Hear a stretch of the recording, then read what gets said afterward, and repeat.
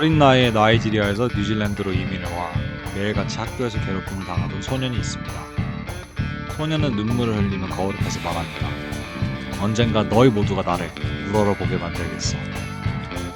훗날 소년은 18살이 되던 해 모두가 대학을 갈 때 영화 원박을 보며 격투기에 빠지게 됐습니다. 격투기에 빠지게 된 소년은 훗날 UFC 역사 한편에 이름을 새기게 됩니다. 말라깽이라 불리던 왕따 소년, 이제 옥타곤에서 가장 화려한 춤을 추는 라스트 스타일밴더가 됐습니다. 이스라엘 아데사냐, 이제 타이틀을 지키는 챔피언이 아닌 젊은 랭커와 싸우게 된 그의 경기, UFC 시애틀 리뷰 시작합니다.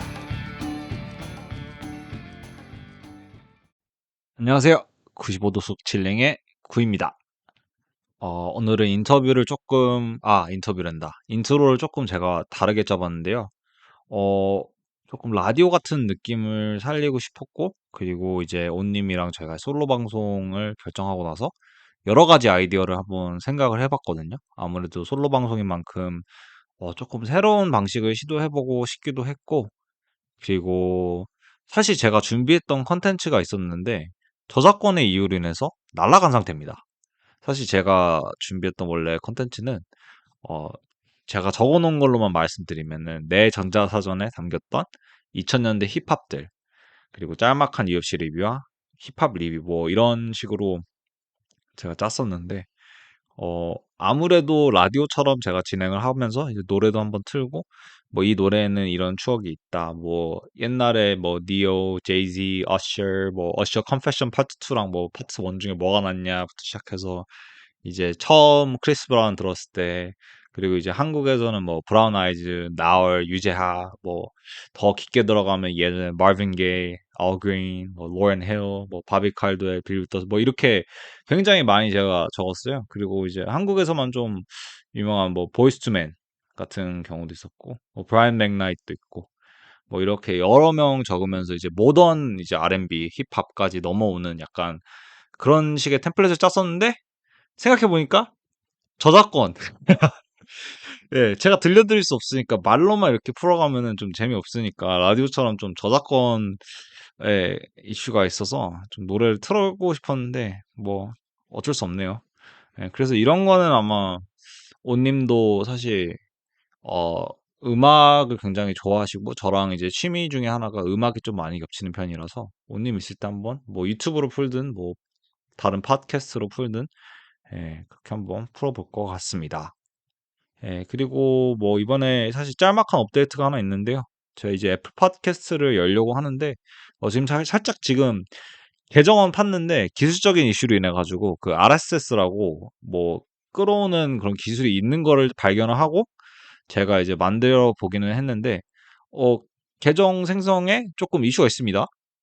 계정 생성까지는 성공했는데 파일들이 안 올라가요. 그래서 애플 팟캐스트를 아마 제가 목표로 삼는 거는 아마 5월이 되기 전에 전부 다 올리는 거를 목표로 제가 삼고 있고, 뭐 애플 팟캐스트가 한국에서 얼마나 인기 있는지는 저는 사실 잘 모르겠어요. 아마 그래도 그나마 한국에서는 유튜브가 제일 파급력 있는 걸로 알고 있는데, 예, 그래서 여러 가지 플랫폼도 한번 시도를 하려고 하고 있습니다. 그래서 제가 이번에 조금 변화를 준 게, 저희가 보통 이제 9와 5의 이모저모. 그러니까 저희 이제 개인적인 이야기. 그리고 UFC 최근에 있었던 뉴스나 이제 뭐 경기 업데이트, 그리고 뭐 프리뷰 리뷰 이런 식으로 진행을 하는데, 오늘 같은 경우는 그냥 UFC 시애틀 리뷰부터 시작을 해서 아마 리뷰만 할 것 같습니다. 그리고 특히나 지금 제가 사실 원래 온님이 이제 이거를 편집해 주시는데, 어, 제가 편집 능력이 없어서 지금 이 녹음을 혼자 하면서도 좀 기술적인 문제가 많습니다, 여러분. 이거 뭐 클릭 하나부터 시작해가지고 불안해가지고 뭐 어, 제가 웬만하면은 원테이크로 가려고 하거든요. 그래서 아무래도 제 능력상 이거 하나하나 찍고 뭐 넘어가기가 힘들어서 지금 개인적으로는 사실 뭐 담배 타임도 가지고 싶은데 뭐 바로 리뷰로 만나보도록 하겠습니다. 자, 이제 처음 저희가 리뷰할 경기는 만수르 압들 말릭 대 유즈리 벨가루인데요. 이제 유즈리 벨가루이 같은 경우는 글로리 출신 킥복서로서 아마 페레이라 친구로 이제 많이 알고들 계실 거예요. 근데 이제 어 제가 처음 봤을 때는 저는 사실 이제 그런 페레이라 친구가 나와 이렇게만 생각을 했었고, 그리고 사이즈가 엄청 크다는 거를 인지하고 있었는데, 저는 이제 그 쇼츠랑은 별개로 이제 경기를 먼저 보게 됐어요, 사실. 그래서 이 선수를 리서치하기 전에 경기를 먼저 보게 됐는데, 크기가 진짜 미들급에서 이렇게 큰 선수가 있나? 그리고 심지어 이제 만수르 선수가 너무 작게 보이는 거예요. 그래서 제가 순간 든 생각이, 이거 만수 선수가 좀 약간 작은 선수구나. 약간 그런 착시현상을 불러일으키더라고요. 예, 그래서 처음 봤을 때 인식은, 와, 이거 사이즈가 엄청 크다. 부터 시작을 했습니다. 예. 그래서 전술적으로는 사실 이제 만수르 선수 같은 경우가 킥복서인 이제 벨가루이를 상대로는 거리를 쭉 벌려주면서 레슬링도 중간중간에 넣고, 그리고 이제 거리를 쭉 벌린 상태에서 틈이 났을 때 끼어드는 형식, 이런 전술적인 거를 조금 가져왔더라고요. 그래서 라운드 바이 라운드로 저는 조금 얘기하고 싶은 게, 만수 선수가 개인적으로 저는 1라운드 잘했다고 생각합니다. 예, 만수르 선수가 이제 1라운드에서 흐름도 좋고 시간이 이제 흘러가면서 베가르이 선수가 조금씩 잠식하는 게 보이긴 했거든요. 이제 레그킥 많이 차주고 이제 점점 하나 둘 이제 넣어주면서 찔러주는 경향이 있었는데, 1라운드 전체적인 흐름을 봤을 때는 만수 선수가 그렇게 압도당하는 느낌은 아니었어요. 그리고 이제 거리 유지도 적절했고, 그리고 이제 붙어줄 때는 확 잘 붙어주고, 근데 뭔가 흐름이 벨가루이 선수가 조금씩 저는 잠식되는 느낌을 많이 받았습니다. 2라운드도 마찬가지로 이제 만수르 선수가 거리 잘 계산하면서 2라운드부터는 사실 레슬링을 좀 섞기 시작하더라고요. 그래가지고 살짝 불안했어요. 예, 왜냐면은 프릴린 같은 경우가 지금 KO, 그리고 KO가 엄청 많이 나와가지고, 그리고 이제 뭐 이번에 사실 넘버링과 비교했을 때 저는 확실히 전체적인 카드가 재밌었다고 느낀 게, KO가 많이 나와가지고 저는 굉장히 재밌게 봤거든요. 근데 갑자기 레슬링 섞으니까 살짝 불안하더라고. 예. 근데 이제 레슬링을 섞는데 기술보다는 이제 베가르비 선수가 그 타고난 밸런스, 그리고 약간 힘, 그런 걸로 좀 버텨주면서 어 약간 눌러준다? 그리고 좀 기를 빤다? 이런 느낌을 저는 벽레슬링에서 좀 받았거든요. 근데 여기서 말릭 선수가 나오면서, 말릭 선수가 이제 제가 만수르 선수, 예, 만수르 선수가 이제 나오면서 이제 스텝이 많이 죽은 느낌을 받았어요. 예, 그래서 1라운드나 2라운드 초반 때 보여줬던 그런 거리 깨기 아니면 거리 벌려주기, 이런 방어적인 모습도 스텝이 죽으니까 확실히 베가르 선수가 깊게 들어올 때는 이 대응이 조금 많이 늦더라고요. 반대로 이제 말리기 깊게 들어갈 때는 오히려 벨가루이가 적당히 섞어주고 무리 안 하고 바로 뒤로 빠지더라고요. 예. 그리고 이제 시간이 좀 흐르면서 이제 말리기, 아, 제가 계속 죄송해요. 계속 말리기라고 하네. 만수르 선수가 이제 다이빙 태클을 날리거든요. 근데 거의 진짜 다이빙 약간 어 함자시 아래 하단에서 깊게 들어가는 다이빙을 보면은 만수르 선수는 그냥 서 있는 상태에서 다리만 노리는 것처럼 다이빙 하더라고요. 예, 그러니까 낮게 들어가는 게 아니라 아예 쓴 상태에서 깊게 더블 레그를 들어가는데, 그 드라이빙이라고 하거든요. 레슬링에서는. 밀고 들어가는 거를. 근데 이제 밀고 들어가면서 이제 각도를 커팅하면서 테이크다운을 하는 건데, 제가 봤을 땐 벨가루이 선수가 워낙 길어가지고 그런지는 모르겠는데 거의 다이빙을 하더라고요. 예. 이 다이빙 하면서 이제 더블레그 하고 성공시키면서 백까지 탔는데 아슬아슬하게 진짜 빠지더라고요. 그리고 그게 너무 아쉬웠던 게, 거기는 저는 사실 만수 선수의 기회라고 생각을 했거든요. 아예 체력을 빼거나 아니면은 거기서 이제 파운딩을 좀 넣으면서 약간 다게스탄 스타일로 가면 어땠을까라는 조심스러운 생각이 듭니다. 예, 레슬러들이 사실 백 타는 경우가 나오기는 하는데 잘 안 타고 이제 사이드나 마운트에서 조금 잠식하려는 이유가, 컨트롤에 조금 더 어 유의하다고 생각을 해서 그런지, 보통은 이제 요즘에는 좀 트렌드가 백을 잘 안 타려는 트렌드거든요. 거든요. 그리고 심지어 이제 어 백이 원래 그래플링에서는 가장 안 좋은 이제 포지션이다라고 얘기를 하는데, 요즘에는 사실 MMA 트렌드가 3점으로 일어나는, 그 백 주고 일어난다고 하죠. 예, 그래서 백 주고 일어나는 게 트렌드라 가지고, 그래서 오히려 차라리 그냥 사이드나 마운트에서 뚜까 패는 게, 아니면은 빠떼루 자세에서 뚜까 패는 게 낫지 않았을까라는 조심스러운 생각을 합니다. 예. 이게 이유가 있는 게 이제 여기서 이제 또 백에서 탔는데 아슬하게 빠지면서 다시 일어나거든요. 근데 이제 여기서 이제 클린치에서 이동하면서 만수르 선수가 너무 많이 맞아요. 근데 여기서 이제 벨가로이가 피냄새를 맡았는지 비스트 모드를 켜기 시작하더라고요.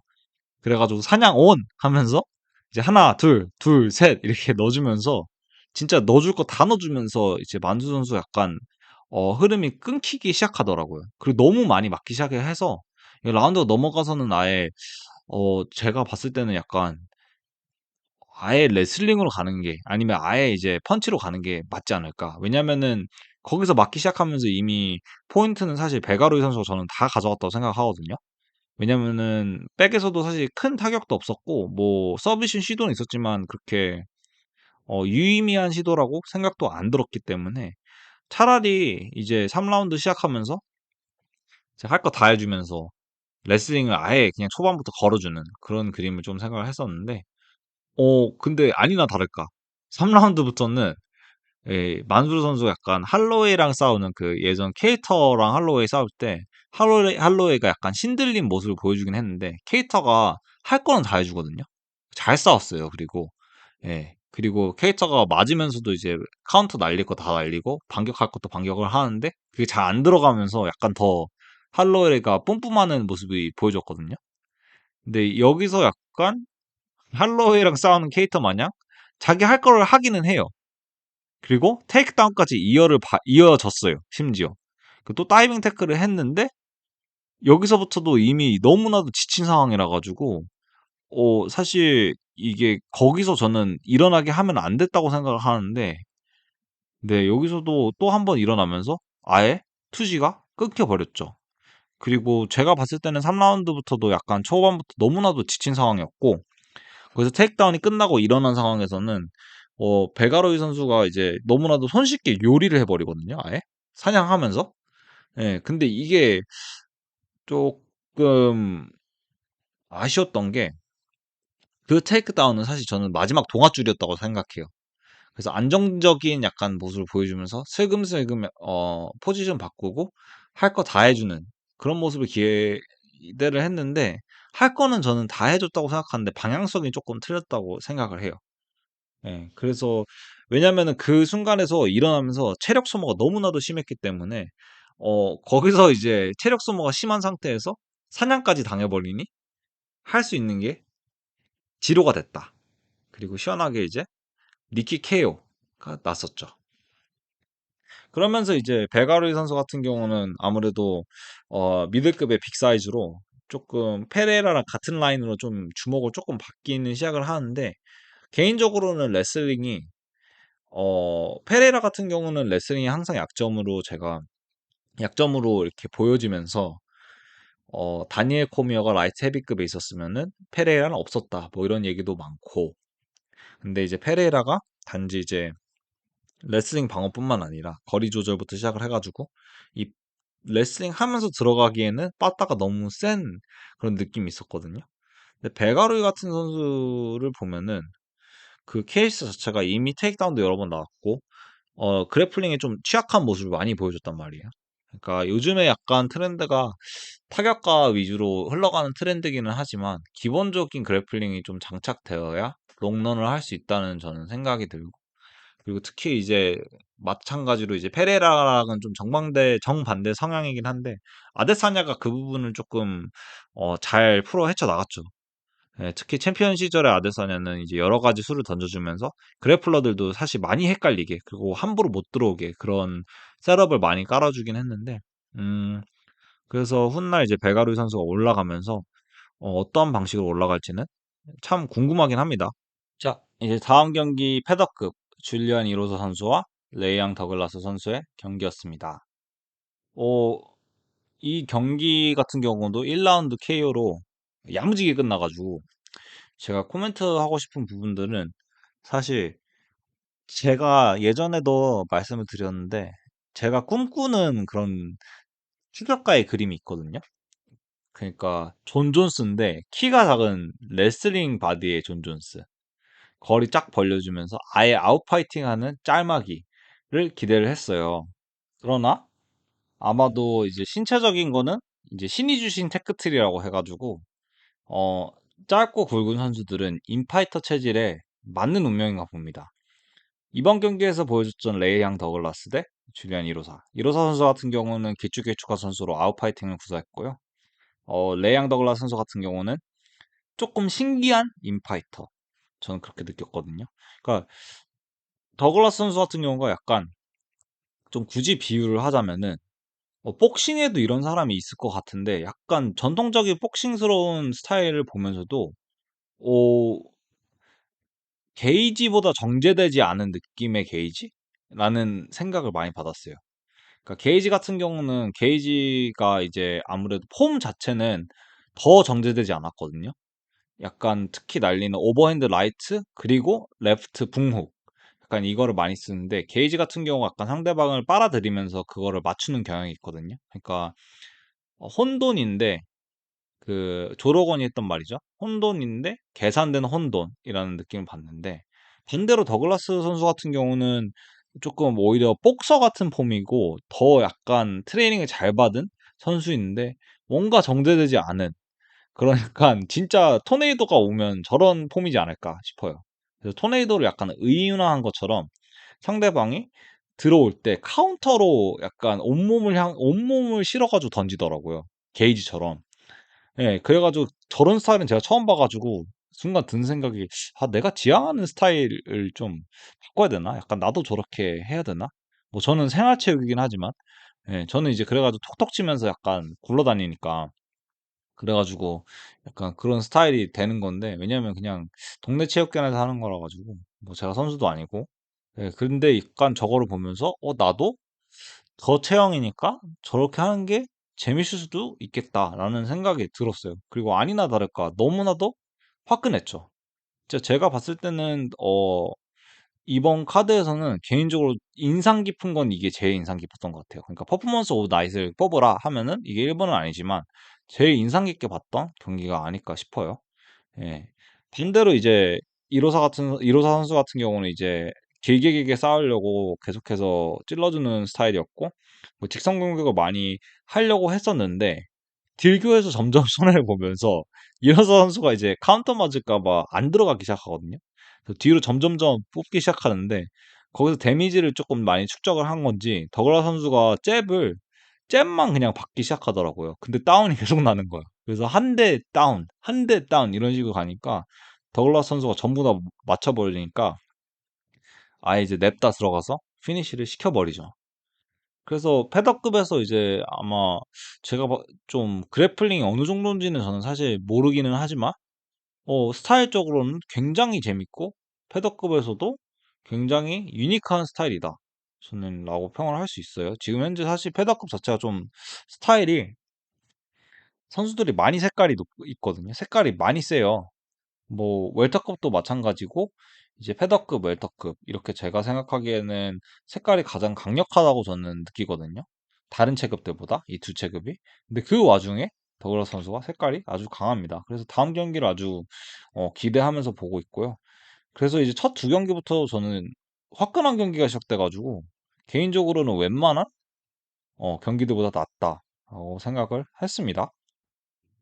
자, 다음 경기는 추억의 선수 두 명입니다. 마이클 키에사 대 니코 하이브리드 프라이스. 두 선수 다 아마 2010년도 이제 중후반부터 이제 UFC를 보신 분들이라면은 이름을 한 번쯤은 사실 들어봤을 거예요. 굳이 얘기를 하자면은 키에사 같은 경우는 저희에게는 아마 좀 웃기긴 한데 코너 맥그리거가 그 하빕이 있는 버스에 그 뭐였죠? 그 쇠로 된 의자는 아니고 뭐라고 하지 그거를? 화물 옮기는 그런 구루마라고 하나요? 한국에서는? 그 구루마를 던져가지고 상처를 입는데 그게 키에사가 그 유리에 긁혀서 상처를 입었었고 그걸로 아마 사람들 많이 알 수도 있을 것 같아요. 그리고 이제 우리 하이브리드 니코 프라이스 같은 경우는 2000년도 10년 후반에 어, 좀 화끈한 경기를 많이 해가지고 사람들이 많이 유심히 봤거든요. 그래서 두 선수가 붙는 거는 사실 조금은 안타까운 상황이긴 했어요. 둘 다 올드파이터고. 예, 그래서 저에게는 좀 많은 생각이 들게 했어요. 특히 니코 프라이스 같은 경우는 약간 그 선수랑 올라오면서 좀 유심히 보기 시작했거든요. 그 누구 기가 치카제, 맞아. 치카제랑 니코 프라이스랑 항상 제가 좀 헷갈려 했어요. 그래가지고 둘이 올라오면서 조금 뭔가 유심히 보기 시작은 했는데 이름을 결국에 약간 평생 기억할 이름으로 남기지는 못하고 좀 애매하게 계속 왔다 갔다 승패 승패 뭐 승승패 뭐 이렇게 되면서 좀 안타까운 모습을 많이 봤죠. 뭐 그거는 사실 키에서도 마찬가지고. 그래서 니코 프라이스나 이제 제가 키에사를 생각하면서 이게 우리들의 기억에서 조금 스쳐 지나가는 많은 선수들이 좀 생각이 나더라고요. 지금 만약에 10년 전에 이 사람이랑 이 사람 기억나? 이 사람 커리어 기억나? 라고 얘기를 하면은 기억이 가물가물한 선수들이 많아요. 그래가 GPT한테 약간 이런 거를 물어보면은 사실 시원찮은 대답이 많이 나와가지고 어, 얼마 전에 사실 기억에 많이 남았던 선수가 생각이 난 경우는 그러니까 챔피언을 못 달았는데 이름을 한번 찍고 가는 선수들이 있거든요. 그래서 이 두 선수가 약간 그런 케이스고 저한테는 아마 디에고 산체스가 그런 케이스지 않을까 싶어요. 예, 뭐 챔피언을 못 찍어도 약간 사람들한테는 그런 쇼적인 부분으로 기억에 남는 선수로 뽑으면은 뭐 네이트 디아즈 정도 있을 것 같고 그런 부분에 있어서 조금 기분이 많이 묘했습니다. 예, 특히나 이제 두 선수 같은 경우가 거의 뭐 이번 경기 양상은 주짓수 경기인 것처럼 시작부터 끝까지 주짓수 경기인 것처럼 끝이 났거든요. 그래서 초반에는 이제 클린치 오버언더로 상황에서 키에사가 뭐 우치마타로 넘기려고 하는데 이제 니코 프라이스가 반대로 버텨주면서 하라고시로 넘기려고 하더라고요. 그래서 결국에 이제 키에사가 거기서 이제 되치기를 하려고 레트랍시를 하는데 예, 니코 프라이스가 벽에 부딪히면서 벽이 아니죠. 그 케이지에 부딪히면서 탑으로 가게 됐어요. 근데 거기서 이제 키에사가 버터플라이 가드를 쓰려다가 바로 이제 다리를 바꿔주면서 하프가드 레슬업 같은 약간 하프가드 레슬업스러운 싱글레그 전환을 하면서 싱글에서 다시 이제 백으로 넘어가면서 멜리턴 한번 해주고 RNC 잡고 그리고 이제 니코 프라이스가 롤링을 하는데 이제 RNC에서 게임 오버. 사실 그 롤링하면서 같이 롤링 해버려가지고 아예 그냥 백을 줘버리는 그런 상황이. 그래서 결과적으로는 사실 그렇게 코멘트 하기가 조금 힘든 경기인데 개인적으로는 저는 이 경기 보면서 아, 두 선수 다 좀 은퇴를 하게 돼서 그런 건지는 모르겠는데 니코 프라이스 입장이 조금 더 약간 하기 싫었다라는 느낌을 좀 많이 받았어요. 솔직히 좀 나갈 수 있고 좀 저항할 수 있는 포지션도 많았다고 생각하는데 뭐 키에사가 완전히 뭐 백까지 가는 상황에서는 좀 당연히 거기서는 나가기 어렵기는 한데 이것저것에서 뭐 싱글레그 상황에서도 그랬고 뭐 싱글레그 상황에서도 그랬고 뭐 백을 올라타는 그런 움직임에서도 그렇고 멜리튼 하기 전에도 그렇고 사실 나갈 수 있는 그리고 시도할 수 있는 부분은 저는 많았는데 뭔가 약간 의지가 없어 보였다라는 그런 인상을 좀 많이 받았어요. 개인적으로는. 그리고 결론적으로는 이제 이게 마이크 키에사의 은퇴 경기가 되면서 UFC 특 은퇴 헌정 영상을 틀어주게 졌죠. 예, 그래서 좀 그런 거 말고 좀 더 따뜻하고 좀 팬들한테 좀 감사 인사도 전하고 이제 감사 인사도 받고 그런 모습을 보여줬으면 좋겠는데 반대로 이제 니코 프라이스도 글러브를 벗으면서 은퇴를 하는 모습을 보여줬어요. 실제로도 은퇴를 했고. 근데 이제 인터뷰도 없고, 이제 뭐 팬들한테 감사 인사를 전할 수도 없고, 뭐 감사 인사를 받을 수도 없고, 뭐 헌정 영상도 없었죠. 그래서 그걸 보면서 굉장히 기분이 저는 묘했단 말이죠. 경기 양상과는 별개로. 예, 그래서 이번 경기도 사실 1라운드에서 초살로 끝나게 됐습니다. 개인적으로는 이번 경기도 초사를 해서 재밌기는 했는데 본인 입장에서는 근데 좀 기분이 약간 많이 묘했다라는 생각이었습니다. 다음 경기는 여성부 이제 코메인 이벤트인데요. 개인적으로는 사실 여성부 경기 같은 경우는 많은 사람들의 요즘에 몰매를 받고 있죠. 여성부 저는 사실 저번에 했던 여성부 경기 굉장히 재밌다고 저는 생각해요. 라모스 선수가 아만다 레머스 선수가 나왔던 경기는 개인적으로 재밌게 봤거든요. 좀 약간 전략적인 부분도 있고 그리고 좀 비등비등하니까 좀 재밌더라고요. 근데 요즘 여성부 선수들 경기가 많이 몰매를 받고 있고, 그리고 특히 이제 그라소 같은 경우가 홈그라운드였던 이제 멕시코에서 패배를 하면서 약간 여론의 몰매를 받고 있는 와중에 좀 화끈한 경기가 또 나왔습니다. 보란 듯이. 네. 이제 알렉사 그라사 선수 같은 경우는 이제 메시 바쁜 선수가 경기가 많이 잡혔었는데, 아마도 스케줄링 이슈, 뭐 부상도 그렇고 웨이트도 그렇고 뭐 여러 가지 이슈로 인해서 메시 바보 선수와 경기가 항상 미뤄졌습니다. 근데 이거는 뭐 그라스도 문제였기는 한 게 있었던 걸 기억을 해요. 근데 메시 바보 선수가 약간 펑크를 내는 게 많은 걸로 저는 기억을 하고 있어요. 그래가지고 두 선수가 이제 이렇게 끝내끝내 만나게 됐는데, 이번에 경기는 이제 알렉사 그라스 선수가 이제 특유의 그 복싱 스탠스를 가져오면서 그 하이가드를 착용하면서 항상 쓰는 그런 복싱 스탠스를 가져오더라고요. 그리고 이제 메시 바버 선수 같은 경우는 이제 사우스포 스탠스로 유지를 해주면서 날카롭게 찌르면서 들어가고, 그라스는 하이가드로 좀 차이를 보자면은 약간 예전처럼 그런 따당 원투나 아니면은 들어가서 아예 인파이팅이 아니라 훅을 날려주는데 좀 긴 훅이랑 좀 레그킥을 좀 많이 쓰더라고요. 그 이유 중에 하나는 아마 이제 오소독스 선수가 이제 사우스포를 상대하려는 그런 움직임이었던 걸로 저는 추정을 해요. 근데 타격적인 부분은 사실 개인적으로 온님이 조금 더 잘 아는 편이라 가지고 이걸 좀 사실 좀 물어보고 싶었거든요. 보통 이런 앞발에 이제 맞서 잡는다고 하죠. 상대편이 사우스포고 내가 오소독스고, 아니면 반대로 내가 사우스포인데 상대방이 오소독스면은 투싸움이라고 하거든요. 그래서 투싸움을 많이 한다고 저는 알고 있어요. 그리고 특히 앞발을 뭐 서로 잡으려고 하려는 게 있어요. 근데 이런 앞발잡이에서 그라소가 잘 안 되고 바버는 점점 날카롭게 찌르고 거기에 카운터를 날려주는데 조금 근소하게 계속 빗나가는 무언가가 있었거든요. 그러다 보니까 이제 1라운드가 계속해서 시간이 좀 지나가면서 어 그라소가 쪼끔씩 딜교에서 손해를 보는 느낌을 많이 받았어요. 그래서 그라소도 이제 거리 한번 재주고 뭐 프런트킥도 한번 날려주고 이제 페인트도 한번 날리고 이러면서 투 각을 좀 잡기 시작했는데, 그 각이 슬슬 안 나오니까 중간에 이제 그라소가 1라운드 중반부터 거리를 아예 줄여보려고 스탠스를 변경하더라고요. 그래서 사우스포 대 사우스포가 됐는데, 그라스가 이제 평소에 하던 것처럼 약간 이번에 가져온 전략을 버린 건지는 모르겠는데, 갑자기 평소에 하던 것처럼 따당 원투를 때리기 시작하는데, 첫 번째 따당 원투가 먹혀 들어가고, 근데 이제 두 번째 따당 원투를 날려줬는데 시원하게 그게 터져버렸죠. 근데 그게 아예 사각에서 터져버리니까, 뭐 해설분은 약간 훅 투라고 하셨는데 뭐 저는 그거는 잘 모르겠고, 뭐 사각에서 터진 투가 아주 시원하게 터지면서 메시바버가 아주 그대로 쓰러지고, 근데 그게 쓰러지는 게 백을 보여주면서 쓰러지니까 그라스는 그대로 내려가서 RNC를 걸어버리죠, 바로.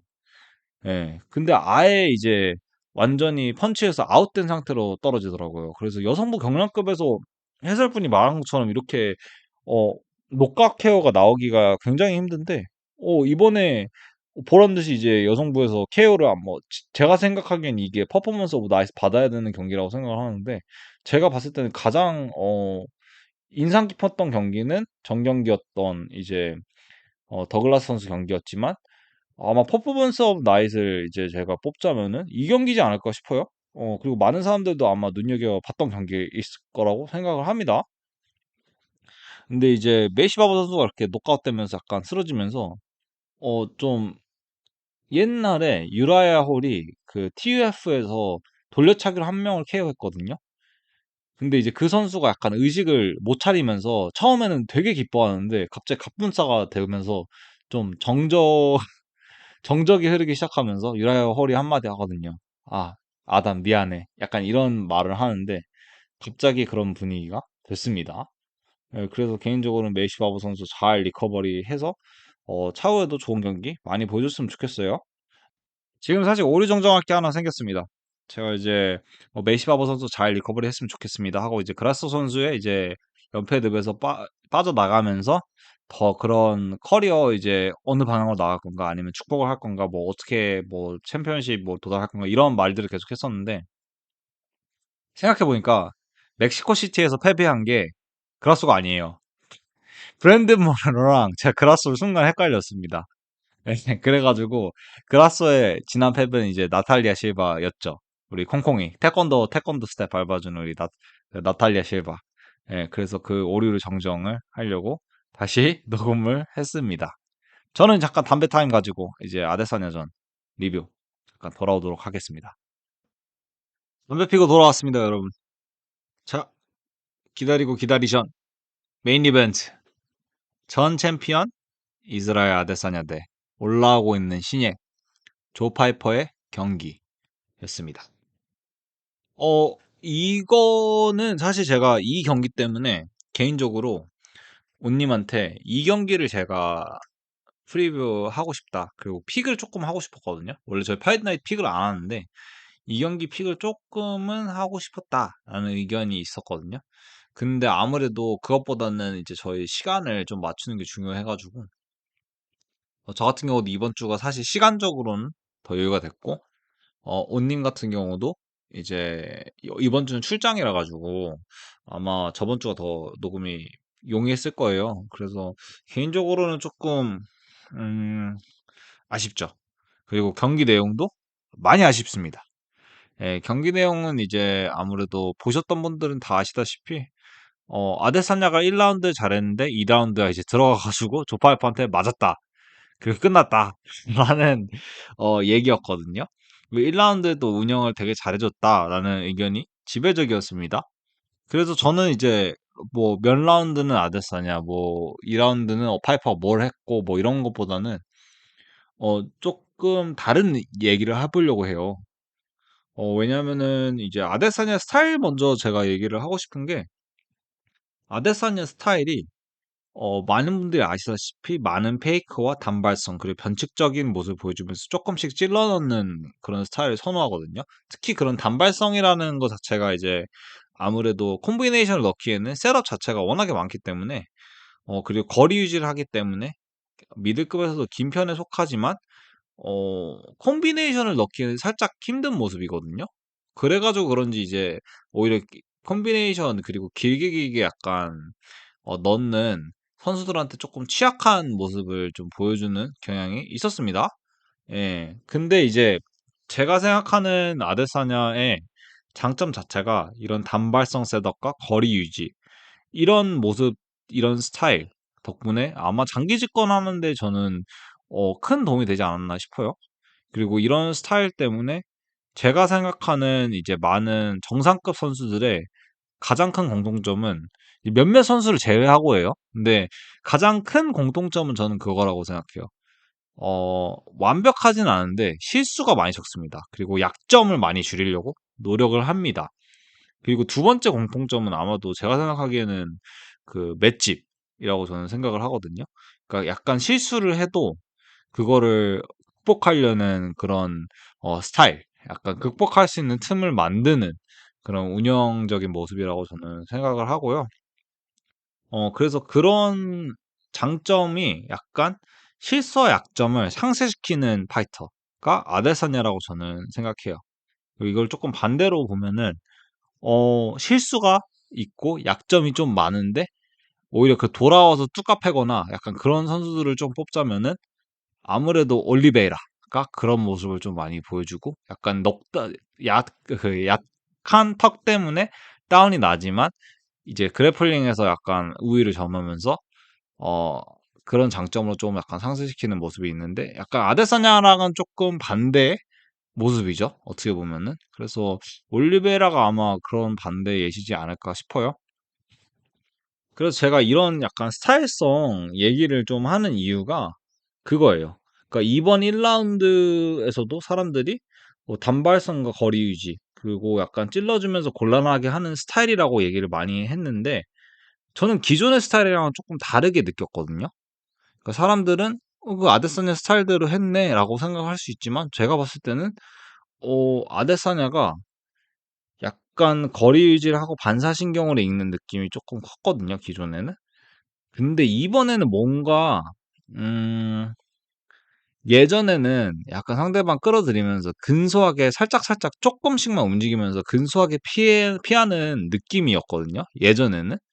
그런 스타일적인 모습에서도. 근데 이번에는 무슨 느낌이었냐면은 크게 피하는데 약간 몸을 크게 흔들면서 그리고 거리를 더 예전보다 멀리 벌려주면서 크게 벌려주는데 그런 펀치들이 약간 근소하게 피하는 게 아니라 빗나가는 느낌을 많이 받았어요. 1라운드에서. 그래 가지고 1라운드 경기를 보면서 이게 약간 이마호프 경기랑 조금 오버랩 되는 모습이 있었거든요.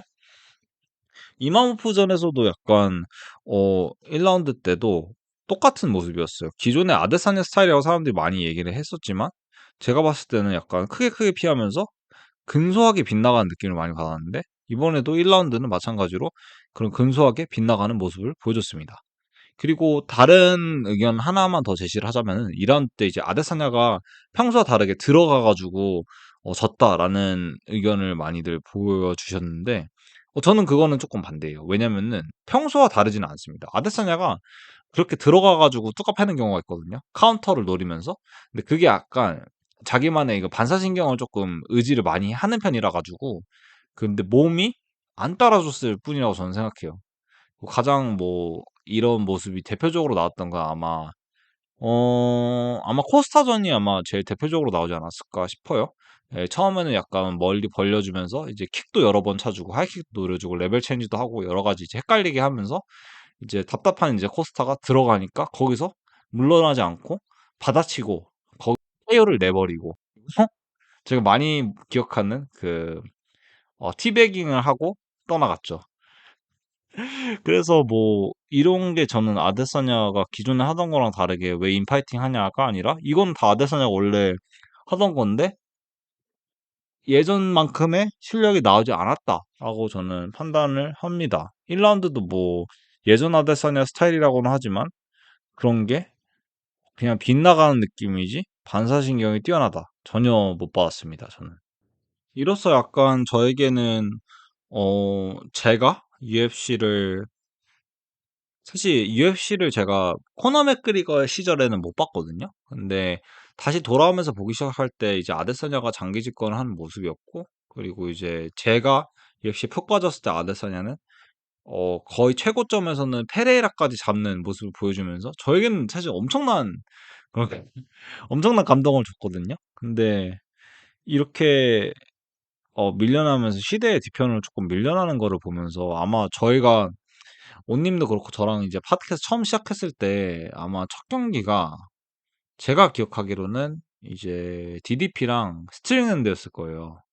예, 그래가지고 그때 이제 아데스냐 빠진 미들급이었는데 그때부터 약간씩 조금씩 내려오기 시작했었죠. 예.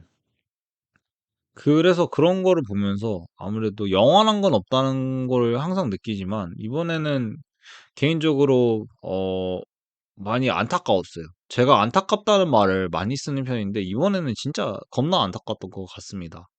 예. 지나가는 세월이 이렇게 허무할 줄이야. 영원할 줄 알았던 그런 극강의 챔피언이 그렇게 내려온 모습 조금 많이 가슴이 아프네요. 그리고 예전에 아데사냐가 챔프 먹고 좀 조러건 팟캐스트 나왔어. 이제 어느 정도의 입지였냐면은 그때 그 얘기가 잠깐 돌았었어요. 그때 당시 이제 라이트 헤비급의 존 존스가 있었는데 존 존스랑 한번 매치업에 대해서 얘기를 했는데 아데스냐가 굉장히 좀 약간 건방진 좀 모습을 보여줬거든요. 예, 나는 그 사람한테 이제 내가 더 이상 보여줄 건 없다라고 했는데 나중에 이제 존 존스가 없는 라해에서 이제 블라우비치랑 경기를 했었죠. 예, 뭐 결과는 여러분도 알다시피 이제 블라우비치 승리였고요. 뭐 감량 안 해가지고 뭐 그런 거 요소도 작용을 했지만 뭐 그렇게 약간 패기 넘치던 아데사냐의 모습을 저는 기억하고 있었는데 어느새 이제 패배 인터뷰를 하면서 이제 그 해밍웨이의 노인과 바다였나? 노인과 바다에 나온 그런 말이었거든요. 그러니까 이게 의역하면 조금 다른데 사실 미국이나 영어권에서는 많이 쓰는 말인데 이제 "부서질지언정 나는 패배하지 않는다."라는 말을 하면서 멋있게 인터뷰를 하면서 끝냈어요. 그래서 이게 직역하면은 뭐 "파멸당할지언정 패배하지 않는다." 뭐 이런 말인데 그래서 그런 말을 별개로 저는 개인적으로는 박수 칠 때 좀 좋은 커리어 마무리를 했으면은 좋겠습니다. 왜냐면은 저는 이런 케이스를 UFC가 역사는 반복하는 건지는 모르겠는데 앤더슨 실바도 그렇고 뭐 그 이후에 뭐 토니 퍼거슨도 그렇고 BJ 펜도 그렇고 그리고 쭉 잘 나가다가 떨어지는 선수 한 명 더 보자. 코스타? 코스타도 있었네. 예, 코스타도 있었고 이렇게 연승하다가 한 번 꺾이면은 계속해서 꺾이는 그런 선수들이 있거든요. 근데 그게 약간 많이 발생을 해요, 생각보다. 특히나 이제 탑급 선수들한테는. 그래서 저는 아데사냐가 그거를 겪지 않았으면 좋겠어요. 그리고 그 주변에 있는 이제 헨리 세어도도 사실 박수 칠 때 떠났는데 돌아와 가지고 그런 케이스를 겪었죠. 그래서 개인적으로는 아데사냐가 여태까지 이런 업적 제가 뭐 UFC 탑 20? 한 20? 30 정도 고트 뽑으라고 하면 저는 아데사냐 그중에 꼭 들어가거든요. 예, 그래서 굳이 그런 어 그러니까 의지를 보여주는 건 좋은데 굳이 이제 다른 이제 낮은 랭커들을 받아가면서 싸우는 게 의미가 있나 싶기도 하고 예, 개인적으로는 아마 만약에 아데스냐가 정말로 그 언랭커나 랭커나 싸워야 된다면은 제가 좋아하는 이제 케빈 홀랜드랑 한번 붙으면 어떨까 하는 생각도 조금은 있습니다. 이번 UFC 리뷰 같은 경우는 제가 좀 다른 시각으로 접근을 많이 하려고 노력을 했었고요. 그리고 편집도 제가 좀 여러 가지 시도를 했었는데 어떠실지는 잘 모르겠습니다. 예, 뭐 혹시나 이제 이거 듣고 괜찮다 아니면은 뭐 다른 의견 있으시면은 댓글 한번 남겨주시면 감사하겠고요. 그리고 저희 좋아요와 구독 한 번씩 꼭 부탁드리도록 하겠습니다. 다음 주에는 이제 아마 이번 주에 있을 이제 그 모이카노와 덩컨 선수의 경기를 이제 리뷰를 할지 안 할지는 사실 모르겠습니다. 예, 이건 온님과 이제 상의가 된 부분이 아니라 가지고 그래서 아마 제가 확신드릴 수 있는 거는 UFC 327 그 프라츠카랑 울버그 그리고 타이라 타츠로와 이제 조시아 반 선수의 경기를 이제 프리뷰하면서 픽도 같이 함께 하지 않을까 싶어요. 그래서 저는 이제 다음 주에 온님과 함께 UFC 327 프리뷰로 돌아올 예정이고요. 처음 들으신 분들은 저희 꼭 구독과 좋아요 한번 눌러주시면 정말 감사하겠습니다. 저는 이제 온님과 함께 다음 주에 95도씩 칠링 해체된 상태로 돌아오도록 하겠습니다. 지금까지 들어주셔서 감사합니다.